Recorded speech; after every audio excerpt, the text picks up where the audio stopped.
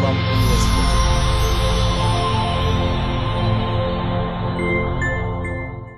Бүгүнкү жума сабагыбызда сиздер менен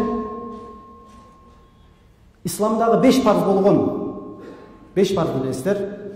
Ошонун бири болгон же болбосо өзгөчө бир ибадат болгон зекет тууралуу сөз кылабыз.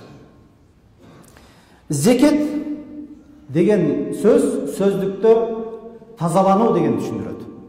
Ким зекет берсе, анын мал мүлкү тазаланат. Кандай эле адамдын денеси кирдеп калса, жууп кетиргенде кандай таза болуп калса дене. Эгерде кийген кийимибиз кир болуп калса, жууганда кандай таза болуп калгандай эле, ошол бай адамдар зекетин берсе, мал мүлкү ошондой тазаланат. Зекет бербеген кишинин, байдын тагыра айтам да, зекет бербеген байдын малына зекет алуучу бир адамдын акысы аралашып, жыйынтыгында ал кир арамга айланып калат. Мына ушундай. Кайсы бир пенде байлыгы күндөн күнгө артып, көйүп, байып атат. Бир чекке жеткен кезде нисап деп коет шариятта.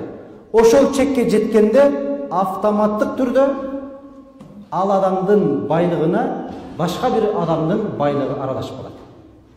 Башка бир кедейдин, бир жетимдин, бир бейбечаранын ама байлыгы, акчасы, акысы автомат түрдө аралашып калат.